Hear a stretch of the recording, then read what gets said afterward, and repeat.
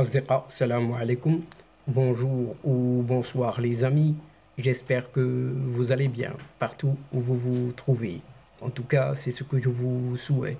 Et pour le meilleur de toutes les circonstances, de toutes les situations. Bienvenue sur votre chaîne Bled Maghribia qui attend comme toujours vos encouragements qui nous font beaucoup de bien et dont nous avons bien besoin. Merci pour vos gentils commentaires, pour vos précieux conseils, ainsi que pour vos compliments. Mais abonnez-vous pour rester tout simplement très informé des dernières nouvelles de votre chaîne. الأصدقاء نتمنى تكونوا بخير وعلى خير أينما كنتم. أهلا وسهلا بكم ومرحبا بكم في قناتكم.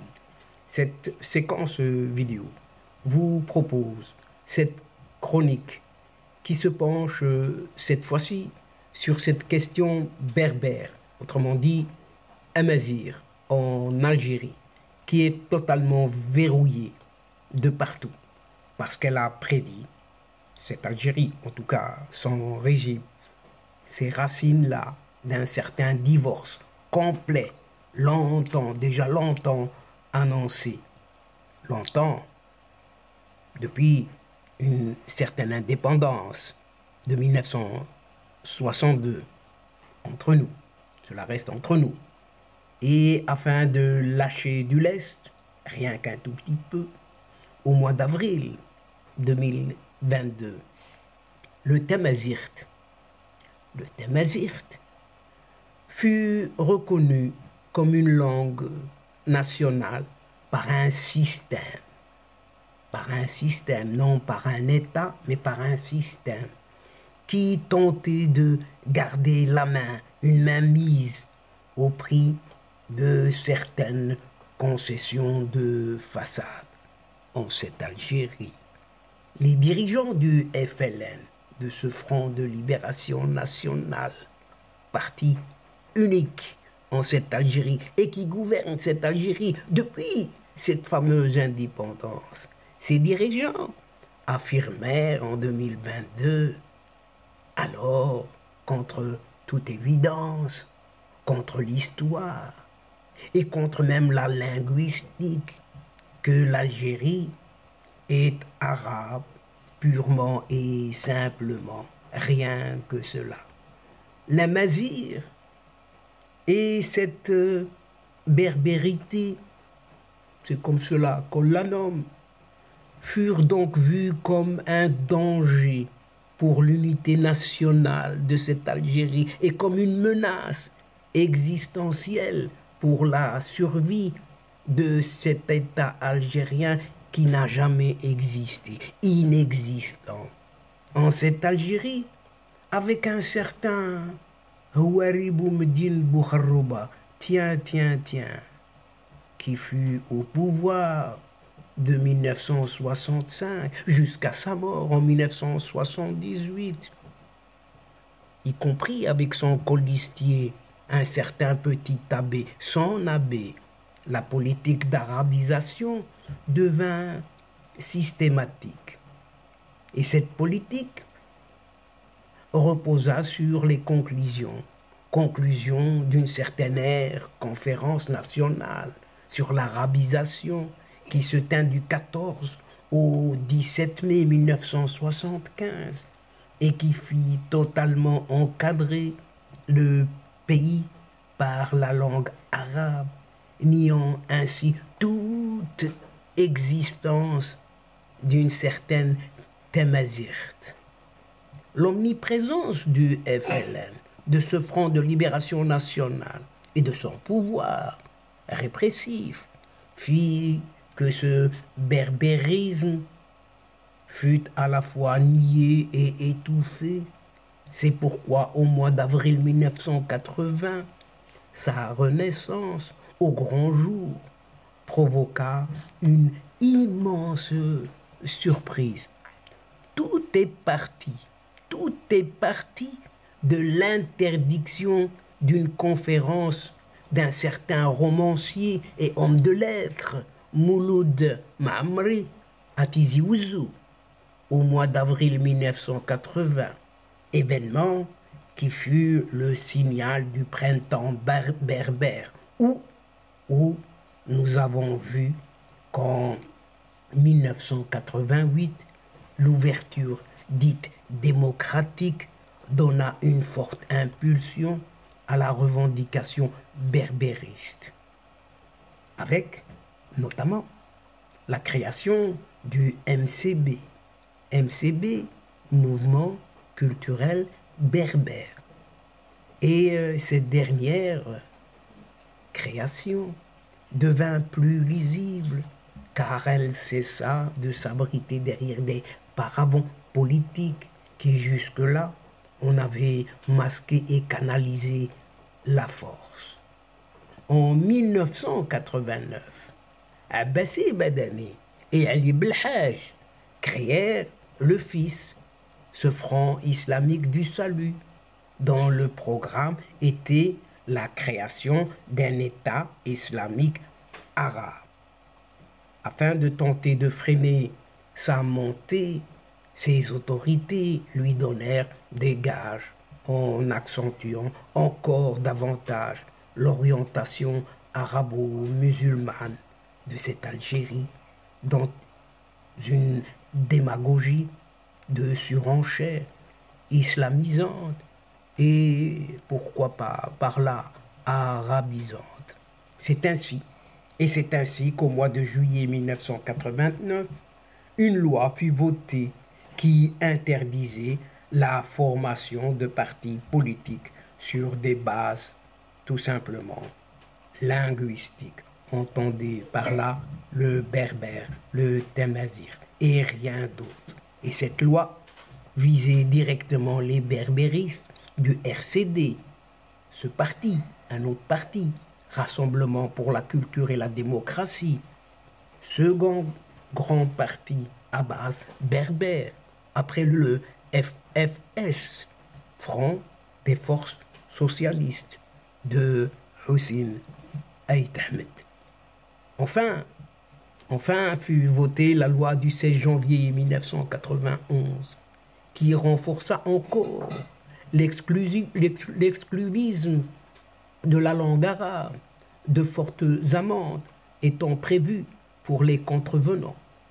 La contestation berbère, amazigh, reprit ensuite avec la grève du cartable, quand durant les années 1994-1995, les élèves kabyles boycottèrent les écoles, tout simplement du monde. Ce mouvement réussit ainsi à faire plier les autorités qui créèrent ce qu'on appelle le HCA, Haut Commissariat à l'Amazirité, rattaché à la présidence. Cependant, il ne s'agit là que de poudre aux yeux. On l'aura tous deviné et facilement. En 1998, de très violentes émeutes suivirent l'assassinat d'un certain célèbre chanteur, Matou Blounès, et à partir de là, le climat devint insurrectionnel. Puis, au mois d'avril 2001, la Kabylie, cette Kabylie, se souleva à la suite de la mort d'un lycéen prénommé Massinissa. Grand nom de cette histoire.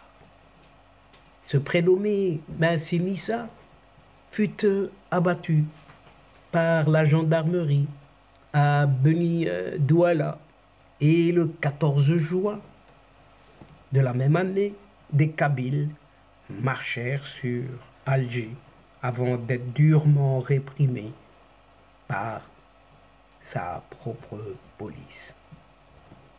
Afin de lâcher du lest, toujours lâcher du lest, au mois d'avril 2002,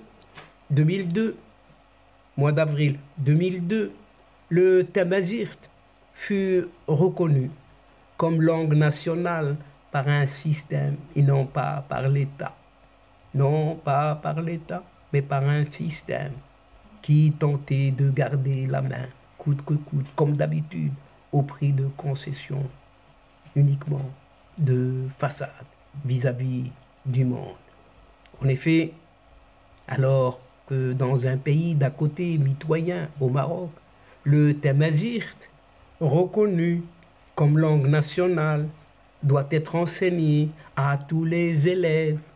En Algérie, seuls les enfants déjà berbérophones peuvent suivre un enseignement dans cette langue. Cette mesure, clairement destinée à cantonner le berbère, la mazir, dans ses limites actuelles, avait pour but de le sanctuariser en lui interdisant de reconquérir sa place naturelle. Ceci s'y oppose complètement et d'une manière très différente du Maroc où depuis Idriss II, qui était arabe de père, mais berbère de mère, et l'État-nation marocain a dépassé cela, a dépassé la question arabo-berbère. Même si à l'évidence des tensions très fortes et parfois même existentielles ont marqué la longue histoire du pays. En Algérie, la réalité est tout autre.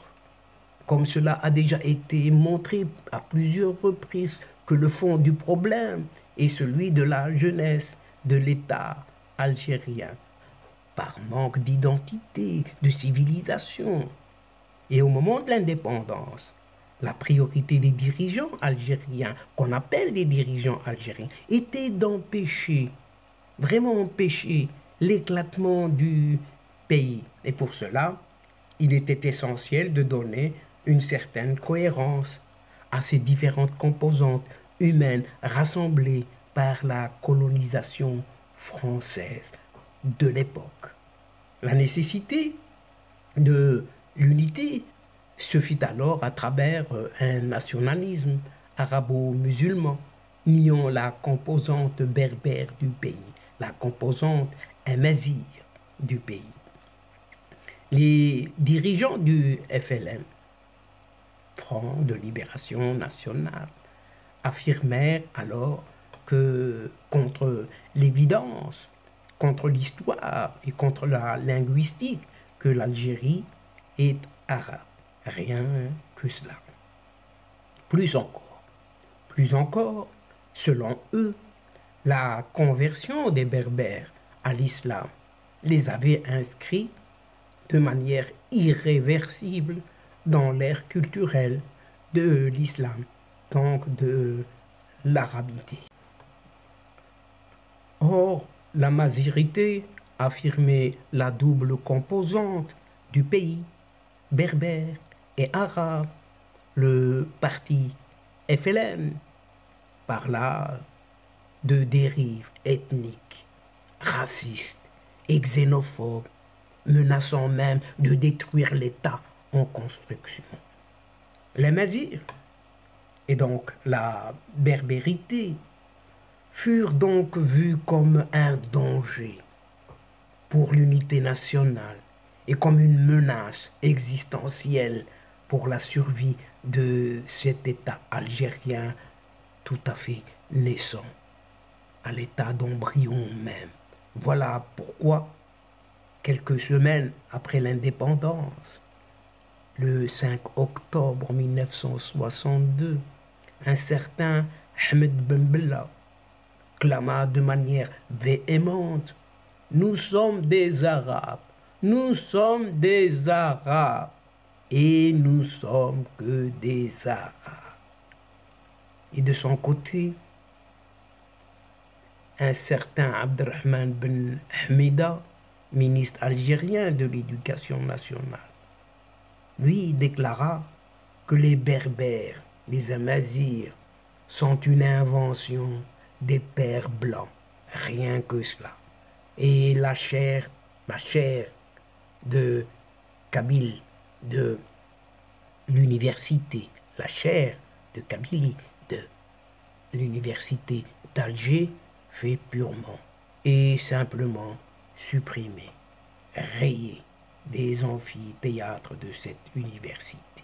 Dès lors, la légitimité du régime s'ancra sur la négation de son histoire et de sa composition ethnique, la revendication berbère étant présentée comme une conspiration séparatiste, et ce qui demeure jusqu'à aujourd'hui.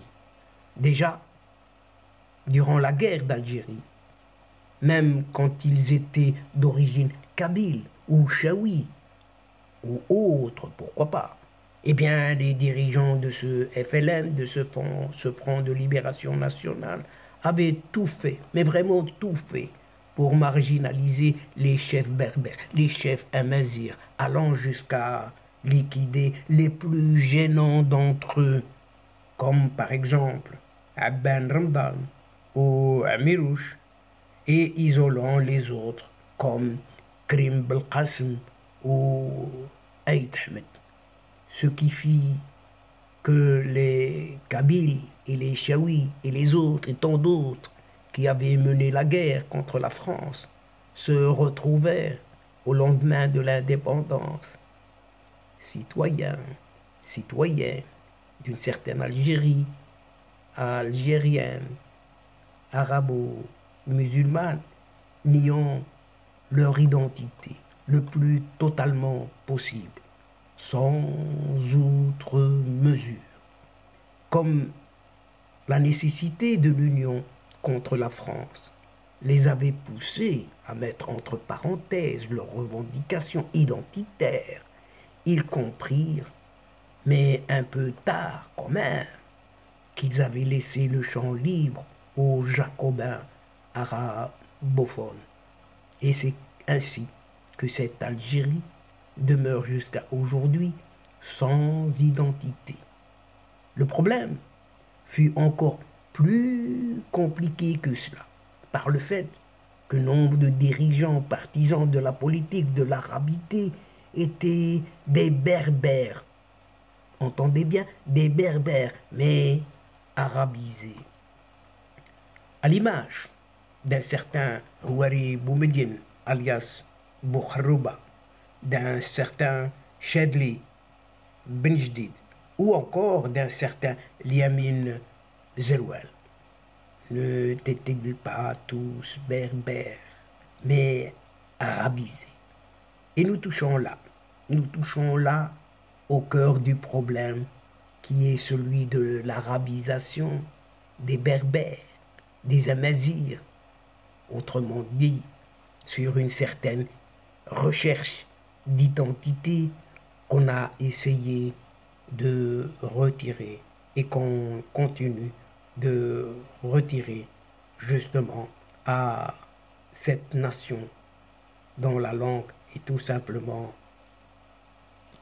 tamazirt, tout simplement du monde. Et donc, chers amis, mesdames et messieurs, nous sommes arrivés à la fin de cette séquence, doucement mais sûrement. Et avant de vous fixer un autre rendez-vous, à une prochaine fois, Inch'Allah, en vous retrouvant avec un immense plaisir. Et comme d'habitude, n'oubliez pas de vous abonner, de faire abonner vos proches, vos amis, les membres de votre famille, pour recevoir tout simplement les dernières nouvelles de votre chaîne. Tout en vous remerciant, bien sûr, pour votre participation, votre fidélité, de nous suivre jusqu'au bout. Mais n'oubliez pas de partager, toujours partager autant que vous pouvez le faire. Et où vous êtes, tout simplement, faites-le. La chaîne a besoin de vous. الأصدقاء وصلنا إلى نهاية هذه الحلقة، وقبل موعد آخر للمرة القادمة إن شاء الله لا تنسوا الاشتراك لتصلكم الفيديوهات أخرى، ونشكركم كثير الشكر على المتابعة. Le moment, l'instant est venu, juste pour vous dire au revoir les amis, et à la prochaine fois Inch'Allah. الأصدقاء السلام عليكم ورحمة الله وبركاته. مع السلامة.